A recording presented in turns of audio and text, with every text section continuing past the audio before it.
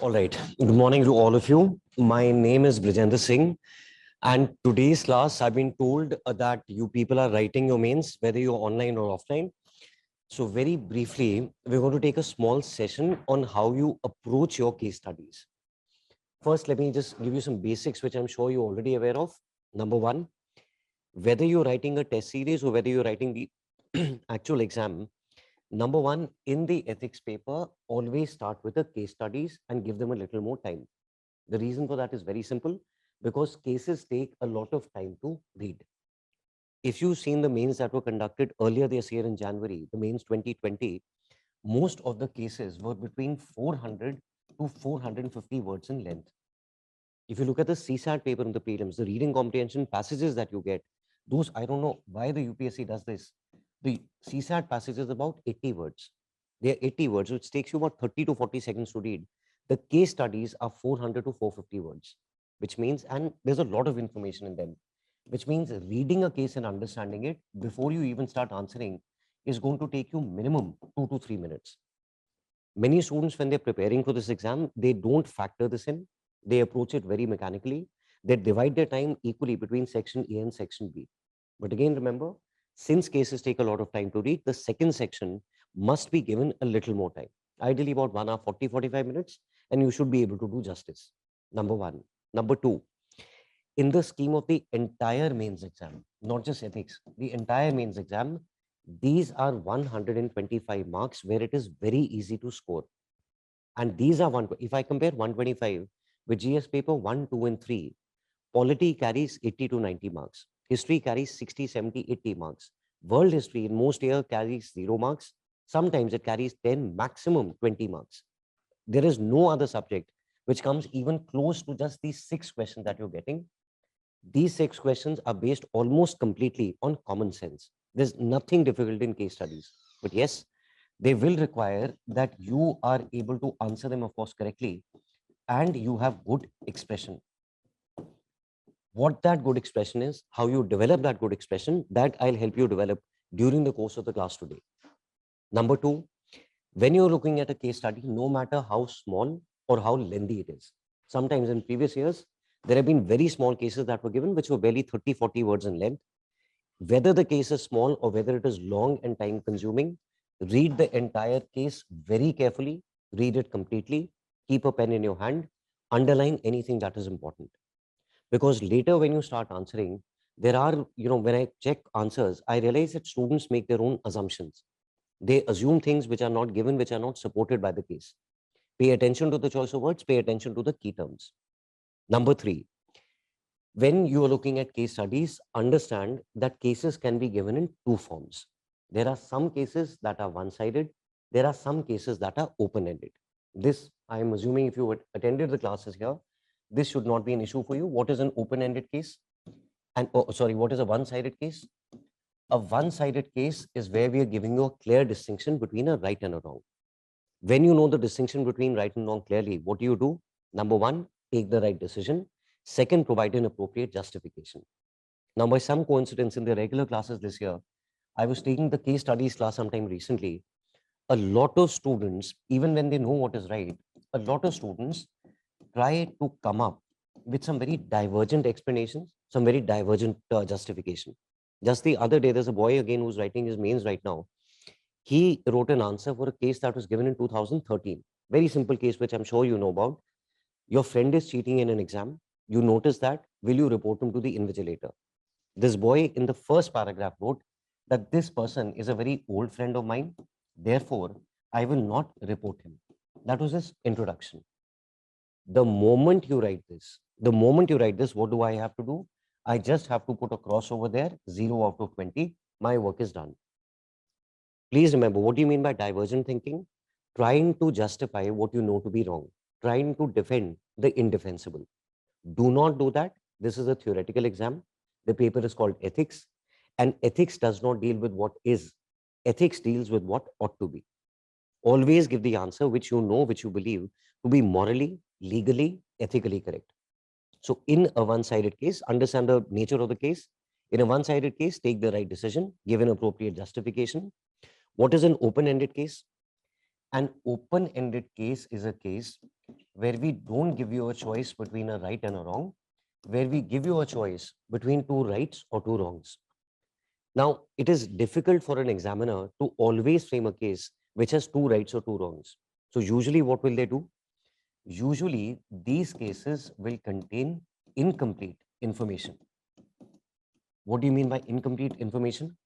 We will make an allegation, but the allegation is not verified. We will have some suspicion, but the suspicion has not been confirmed. There is a wrongdoing, there is a malpractice, but we do not know who exactly is guilty behind it.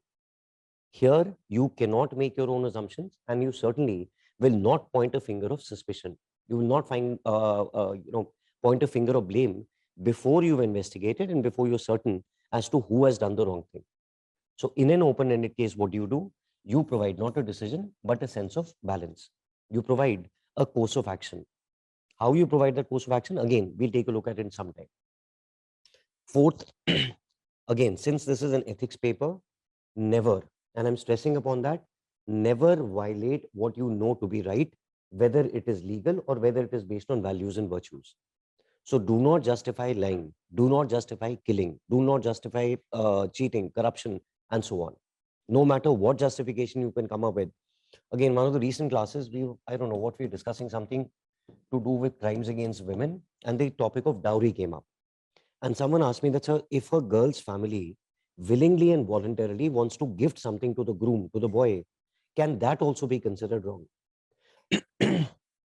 Please understand, I don't think there's a single family in the world, not in India, in the world, who would say that if you are marrying our daughter, we want to give you some gifts.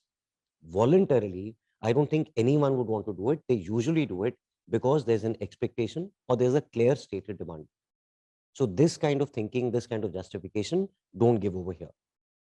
Fifth and finally, whenever you are confused as to what you should do, someone is victimizing you, someone is pressurizing you, something is very difficult, it is going to take a lot of time, lot of energy, lot of resources. Your fundamental objective beyond everything else, the objective may vary slightly from case to case, but fundamentally in two words, your objective always is sustained public welfare. Whether you are a journalist, whether you are a bureaucrat, whether you are a common citizen, remember that the good of the individual is contained in the good of all. When you look at the case studies that are given, I was looking at the paper since 2013 till now. There are different kinds of questions they can ask you. Some of the questions are unpredictable. Some of the questions we don't know what is the rationale behind asking them, but all the questions are based on simple common sense. If you have the time to stop, to read the question a little carefully, give it a little thought in your mind, the answer will come very naturally. However, there are 5 areas, 5 themes on which the UPSC has repeatedly asked case studies. And these are the 5 over here. Number 1, asking you to give advice or asking you to give arguments for doing the right thing for ethical conduct. What does this mean? A friend of yours comes to meet you. Your friend says that he's witnessing a lot of wrongdoings in the world, and he asks you, why should I be ethical? When everyone is trying to promote their welfare, what is the point if one person tries to do the right thing? What are you supposed to do? You now are supposed to provide advice or arguments for ethical conduct and be able to justify it. Number 2, very common again, about 4 or 5 questions have been asked on sexual harassment. And now there are 2 dimensions. Number 1, the harassment of women, and number 2, also the harassment of men. Why would men be harassed? Because there is always a possibility that the allegation itself is false, that the allegation itself is not genuine. So that also you'll have to be a little sensitive towards. Third kind of case studies which are common, again 4 or 5 questions, is how exactly do I maintain my survival if that survival comes at the expense of ethical conduct? What does this mean? This means that you're working in an organization. In your organization, let's say on a daily basis, you generate a lot of waste. And a lot of this waste is, let's say, toxic. If I want a proper disposal system for this toxic waste, this now will significantly increase the cost of my business operations. And that will threaten my productivity, even my survival in the long term. On the other hand, if I say that I want to reduce these costs, what can I do? Simple option that you have is, for example, what we call reverse pouring. Dig a hole in the ground and throw the waste over there. In the short term, what is the advantage? You are surviving, you're earning profits also. In the long term, what is the problem? The environmental damage will be irreversible. If you look at the nearby state of Punjab, in Punjab, one prominent problem that we have is reverse boring. There are in Punjab some trains run by Indian Railways, which the locals refer to as cancer trains. Why do they call them cancer trains? Because most of these are carrying patients who are going for treatment for cancer. But why are so many people contracting cancer? Usually because of polluted groundwater. And why is that happening? Because of reverse boring. Now, this is on an institutional level. But the same question I can also ask you on an individual level. What is the most famous example there? You are going for an interview. You see a person who's met with an accident. Will you help that person or go for the interview? You go for the interview, this person will die. You help this person out, you will miss the interview. On the one hand is what everyone knows is ethical conduct. On the other hand is survival, either yours or your professions, or sometimes even your industry. And again, this is one theme that they've repeatedly asked in the exam. Fourth kind of question or fourth kind of case study that they're asking, and this has become common in the last 2 years, the mains in 2019 and the mains in 2020, is community rehabilitation or community mobilization, resettlement, mobilization, and so on. What does that mean? You are setting up, and we look at the questions also and you realize that all of them are on the same theme. You're setting up a special economic zone somewhere. To set up the special economic zone, you need to displace a certain number of people from, let's say, 3 or 4 nearby villages. When these people are displaced, they will be given adequate compensation according to government policy. Problem is that very often government rates are significantly lower than the rates that are prevalent in the market. Number two, these people do not have the ability to save or to invest this money. It will not be sustainable beyond a certain point. Number three, you generate or you create a special economic zone, but most of the locals there will not be able to get employment because they don't have skills, because they're not trained. Number four, the ecological damage usually is catastrophic and is irreversible, and so on. So in these circumstances, what will you do?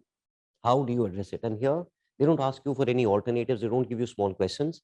They just ask you that if you were making a policy over here, how would you approach different aspects? And the fifth and the final kind of questions, which again are very common, is information sharing. I wanted to actually write the word performance of duties over here. I have deliberately used the word dereliction to emphasize for you people that you must put your duty at first priority. Do not be guilty of what is a dereliction? Non-performance, underperformance, violation of your duties. So when you have to share information with people, what do you mean by sharing information with people?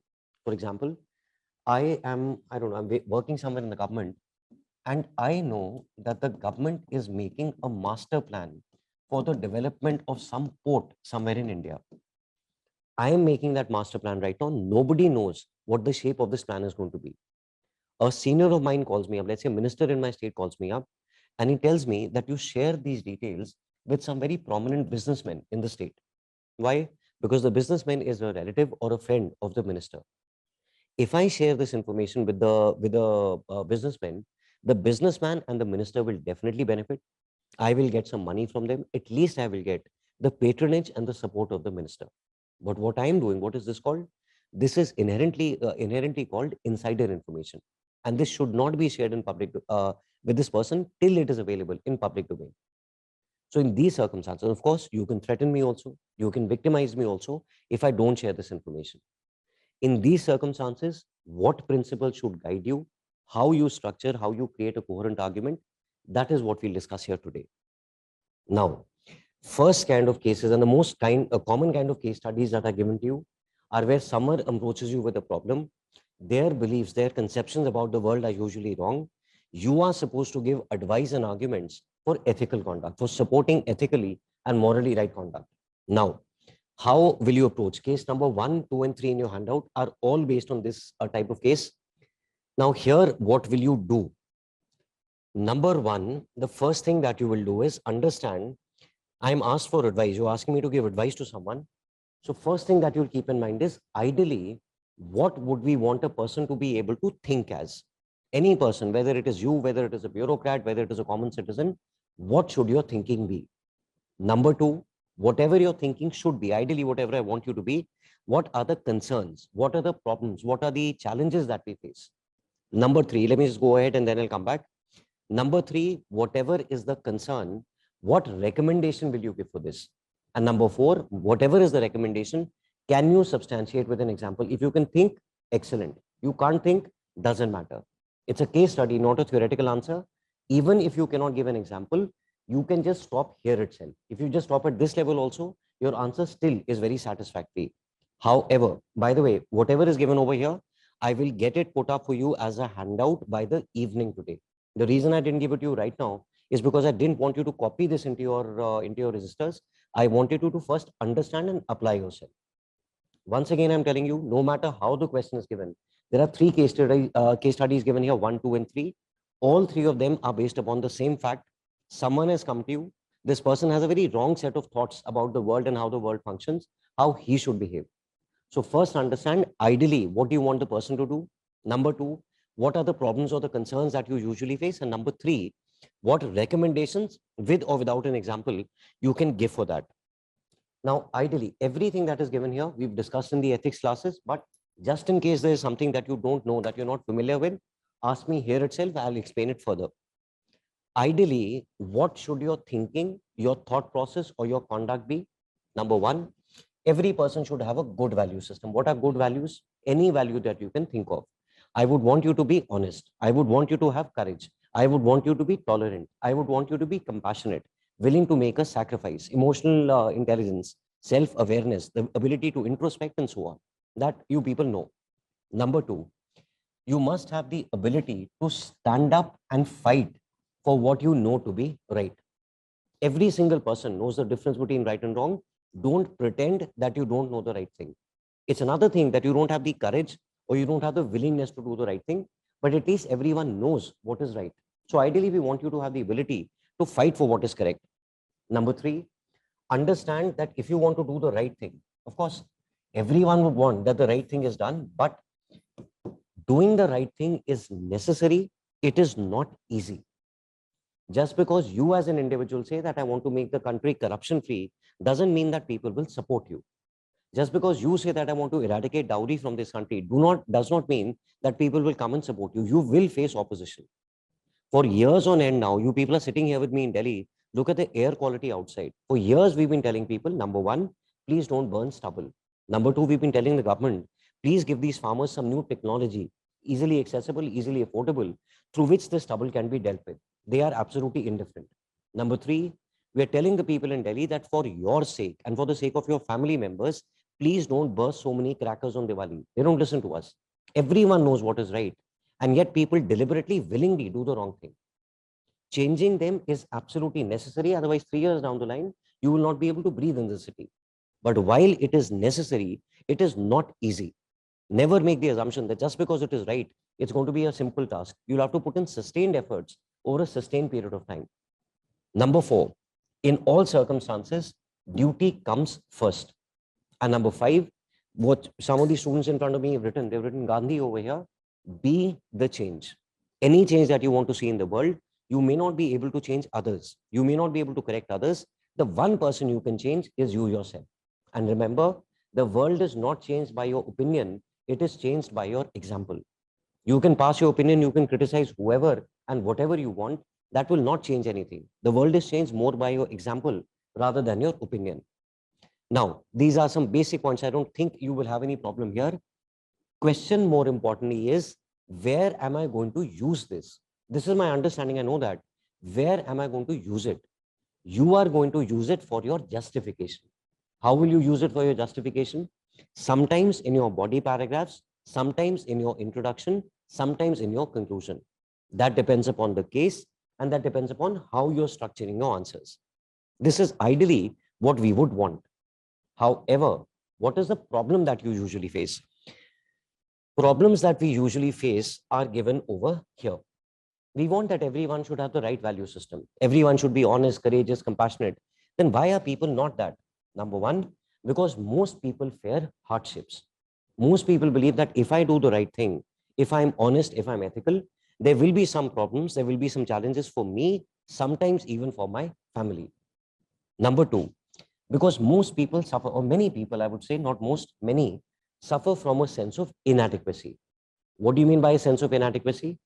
That even if I try to do the right thing, I will do the honest thing, I will always be upright. What difference can one person make? In my state, the government is setting up a special economic zone. For setting up the special economic zone, they're displacing, let's say, 10 villages. I have been given the task of rehabilitating them. For the last 3 months, I've been pleading before the government, please give me 25 lakh rupees so that I can ensure the training of these people, so that at least one person from every household can be absorbed in the SEZ. For 3 months, I've been asking for 25 lakhs. They've not given me a single rupee. And then I come to you, or my friend, I come to you and I complain about this sense of inadequacy. What can I do? I'm in the IAS, but my salary is 80,000 rupees a month. How can I have a proper training setup? And if I don't have that, these people in the future are absolutely doomed. Third, that's why people don't do the right thing. Third is what we call the bystander effect. What is the bystander effect? Bystander effect is what you see very commonly in India. Let me first give you a simple example, then I'll explain it. There are a lot of people on the road, traffic is moving, and suddenly there's an accident. One person gets injured. Now there are about 40 or 50 people standing there. In India, they are so insensitive. They'll take photographs, they'll make videos, but nobody will come forward to help. Why is nobody helping that person? Because number one, I fear harassment at the hands of the police. Number two, if this person dies, I'll get stuck in a court case. Number three, if I take this person to the hospital will compel me to share my personal details, sometimes even pay the medical bill of this person. Now, in these circumstances, 50 people standing there, nobody is helping out. The 51st person who comes there and sees that someone is met with an accident and 50 people are not helping out, what is the probability that person number 51 will help him out? Probability is extremely low, because my sense of responsibility, my sense of right and wrong, to a large extent is affected by the environment in which I am. What is that called? The bystander effect. Where else do you see this? See, I can't give you, limitless examples, but you can relate this with other aspects. The same Indian who at Indian railways, the Indian railways railway stations, spits, urinates, throws food left, right, and center, the same Indian, when you send him to Delhi Metro, the Delhi Metro railway stations, does not litter at all, does not spit at all, does not eat pan gutka and throw it here and there. Why? Because that is the effect, or that is the difference that your environment will make. That is the bystander. And when most of the people are indifferent, are apathetic, are insensitive towards the problems of others, even the majority will not help out.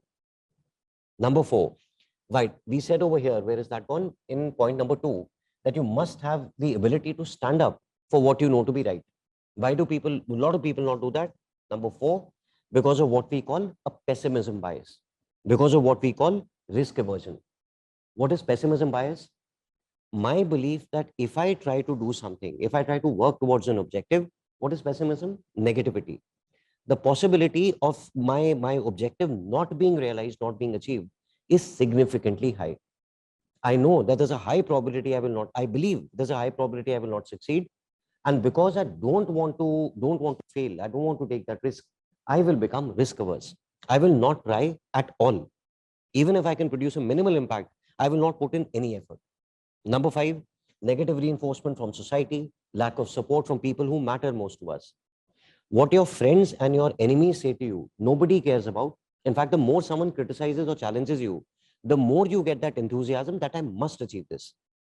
But when support does not come from people who are closest to us, there it becomes very difficult to try and do something meaningful, something remarkable. And 6th over here is what we call an omission bias. What is an omission bias? Omission bias is the mistaken belief that an act of commission is more problematic, or has a greater impact than an act of omission.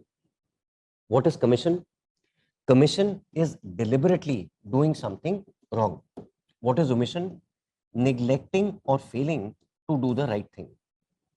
A lot of people believe, case number 3 that is given to you over here, that you can see on your own later. Case number 3, and of course, otherwise also a lot of people will say that I have not done something wrong. I've only not done the right thing. I didn't hit that person on the road. The only problem is that I did not help him out. And they believe that since I have not done anything wrong, I can be considered justified. But you must remember, In life, there are many circumstances where not taking a decision is a powerful decision, where inaction by itself can be taken as a very powerful action. So this is what we ideally want you to do. These are some concerns that you face, and for these concerns, there are some recommendations. In fact, there was one more concern: moral credential effect. I hope it comes here. It's coming here. Then I'll explain it here itself. Now, when you are supposed to be giving me an argument for ethical conduct, you're supposed to be justifying ethical conduct. Now, these are some concerns that you face. So now give a recommendation and, if possible, give an example. Before I start explaining this to you, when you are writing, you have 250 words. Your introduction is going to take about 50 to 60 words. Body paragraph number 1 is again going to take 60 to 80 words. Conclusion is going to take at least 30 to 40 words. In between, if you're writing four, for example, here you're writing 4 separate paragraphs. In each of these paragraphs, you have 40 to 50 words to write. Therefore, when I give you the notes for this class, when you, for example, bystander effect, there'll be a paragraph which explains it. When it comes to pessimism bias, there'll be a paragraph. Don't write the paragraph in your answers. This is very important. Don't write the paragraph, mention it. You can remember this term, excellent. You cannot remember the term, just write. For example, pessimism bias, just write that a lot of people do not do the right thing because they overestimate the probability of failure. Finished. I have still understood what you're trying to say to me. These, see, I don't know what problem should I call this, but a lot of students, they believe that if you use these terms, you're going to get marks. No, these terms are for your understanding. You are supposed to convey the understanding according to the case, not give us jargon. So here, first problem that we had was fear of hardship. A lot of people say that if I do the right thing, I will face a lot of difficulties, face a lot of hardships. My family may have to suffer with me.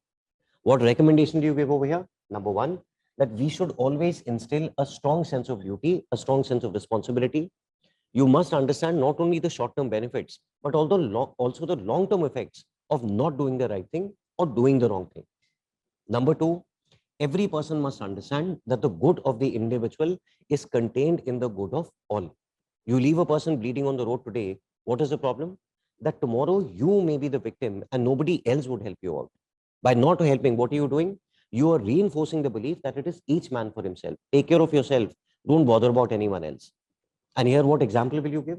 Very simply, you can say, for example, Gandhi's talisman, which I don't think I have to explain. You've read this, you've seen this in your NCERT textbooks. In your exam, will you write this down? No. You will not say Gandhi's talisman, where Gandhi says that before you take action, look, remember the name of the poorest man that you've seen. I am the examiner. I am older than you. I am better educated than you. I have read this subject 1,000 times more than you. I will understand what you're trying to say. So please don't waste your words. Just say Gandhi's, for example, Gandhi's talisman serves as a source of reference whenever we are in doubt regarding what we should or should not do, regarding whether our action would be right or wrong. You are not here to explain examples to me. You are here to explain your argument. And for that argument, that one statement itself will be more than enough. Similarly, when people say, when they feel inadequate, when they feel that I can't really do much, what will you say? You will say that every person must realize that it is their duty to lead by example. In a system, even if a lot of people are inefficient, insensitive, corrupt, one person who lays the right example inspires, motivates, and gives hope to a lot more. For example, whose example will you give over here? For instance, Mother Teresa. She's not even an Indian by birth, but she's a person who started the missionaries of charity. And today she's famous not in India, but on a global level. She's achieved sainthood, she's won the Nobel Prize. And what did she do? Nothing. Just showed empathy and compassion for people who were around her. Was she able to buy them new homes? No. Was she able to get them long-term jobs and pensions? No. The one thing that she could do in the limited capacity that she had, she started with that. Similarly, Raja Ram Mohan Roy, when he started his crusade against Sati, you think it would have been easy for him? No. Even he must have thought that what difference can I make when everyone believes that Sati is here to stay? And yet what did he do? He led by example. And that example, the effect of that example multiplies over a period of time. Number 3, bystander effect. What is bystander? Again, that I'm not helping out because others are not. So here, what do you say? Here, and again, all of this is directly from your class notes. You say that we must strengthen the realization of interdependence, that we are dependent upon each other. If one person is facing a problem today, I may be in that person's position tomorrow. To give you an example from India right now, there is growing intolerance. There is growing communalism. If there is an incident of communalism which affects someone from another community today and you stay silent, never forget that tomorrow you could be at the receiving end. And here, what example will you give? Here, you give the example. Don't give negative. As far as possible, try to give positive examples. Across the world, we have a crisis as far as migrants and refugees are concerned. Some of the richest nations in the world are in Western Europe. But Western Europe has a lot of, what should I say, a lot of inhibitions regarding granting refuge to these migrants. On the other hand, there's a small little country called Lebanon. What is the population of Lebanon? Population of Lebanon is 68 lakhs, let's say 70 lakhs. Despite being a country of 70 lakh people, Lebanon has given refuge to 15 lakh Syrian refugees. 15 lakh. That's about 20% of the population. And it's not that Lebanon is very prosperous. No, they are facing an unemployment crisis. They have very high rates of inflation. They had a civil war which lasted for, I think, what, 15, 16 years. What is this called? This is called placing humanity at first priority. All right. Thank you very much.